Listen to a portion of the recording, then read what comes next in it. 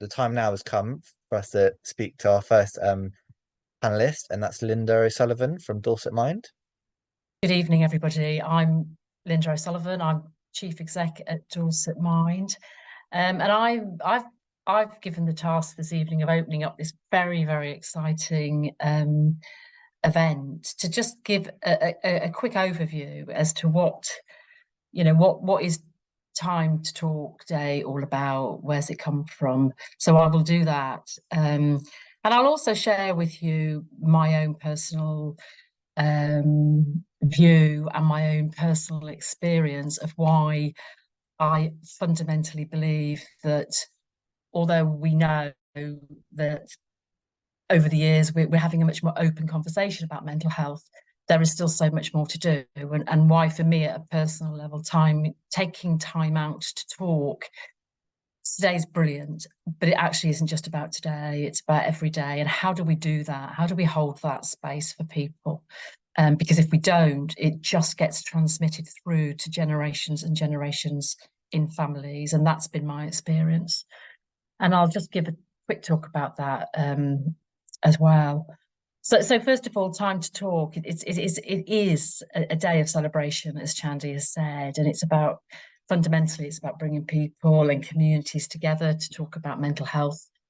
And I think it really is beginning to build momentum to be known as a national initiative where we are seeing a bigger conversation around mental health.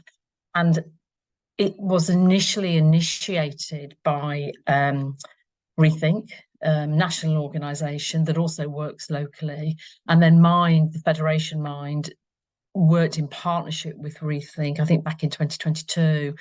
And this initiative now is being supported by the Co-op, which I think is phenomenal, because what we've got is a corporate community partner who's really taking this agenda really seriously.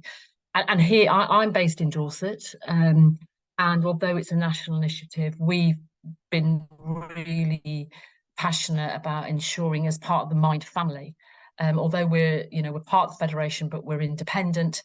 But we really have in Dorset wanted to get putting our weight behind this campaign, and I'm just really delighted to be here as part of not just this evening at a national level, and I can see people from all over the country have joined us, but also with some of my colleagues here from Dorset to hashtag get Dorset talking, and that's part of my role in my agenda.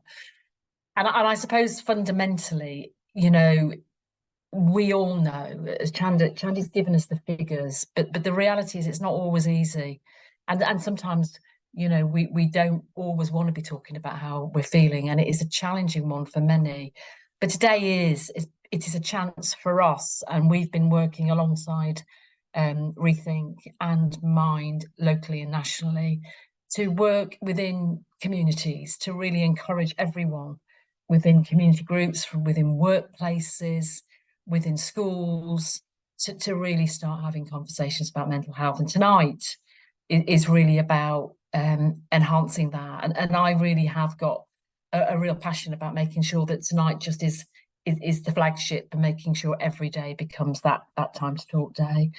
And throughout the time of which this initiative has ran, there's been themes set around it. And this year's theme is What I Really Mean. And I think it's fantastic because what it's been shaped around, for those of you that may be aware, for those of you that don't, the theme has been framed and shaped by voices of those with lived experience, and those that have been taking part in shaping the theme for this year, that's happened with Rethink and Mind around what's important. And the idea of what I really mean seems to be the theme about, actually what, I'm okay, but actually what I really mean is, I'm struggling. And that became the theme then of What I Really Mean. And today has been about trying to open that up and creating spaces for people and communities to really start looking at that agenda. Because fundamentally, I think what tonight's about and what Time to Talk's about, in essence, for me, it's about challenging stereotypes of mental health. And I have promised Chandy to stay on time, but for me,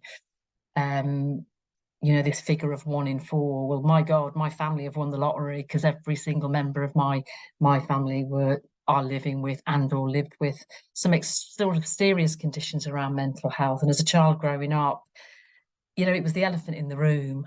It really was. And it has ripples, and it stays in our DNA. And the fear that is attached to that, in particular, if I think back to being a young child, a young person growing up in a beautiful family that sadly was affected by psychotic schizophrenia, depression, and anxiety, and where some very beautiful people in my life ended their life through suicide. We never spoke about it. And although I'm of the grand age now of 60, that still affects me. And that time to talk should have happened when I was a young person, should have happened for my brother, should have happened for my siblings. And it wasn't. And there was no blame there, but there was fear for my parents, because they too weren't supported. So for me, I believe today is phenomenal, because we have come a long way from when I was that little 10-year-old. But there is so much more to do. And the need to talk is vital. And in Dorset Mind, we're passionate about working in schools with young people as well as adults. But I'm really proud to be sitting here tonight to be part of this amazing group of people who are really, really wanting to challenge stereotypes, but more importantly, keep this conversation going at a level that is embedded, and it transcends through to all communities and all individuals that are not defined by their mental health, but assumptions aren't made. So I'm really pleased to be here. I'm really looking forward to listening to some of my colleagues this evening. And seriously, wherever you are, if you do need somebody to talk, throughout this session tonight, there will be signposters who will give that information. But also, if you've got the opportunity to influence in your space, there is also support through ourselves at National Mind and locally in Dorset to support you to do that. So, let's get this conversation going. Well, thank you very much, Linda, for that impassioned and very powerful and moving opening to this session. I think it's just highlighted just some of those, that the impact of why we're here, and why having these conversations is so it means so much to a lot of people, and why we should keep going forward with challenging stigma, and moving things in the direction where people feel able to talk about things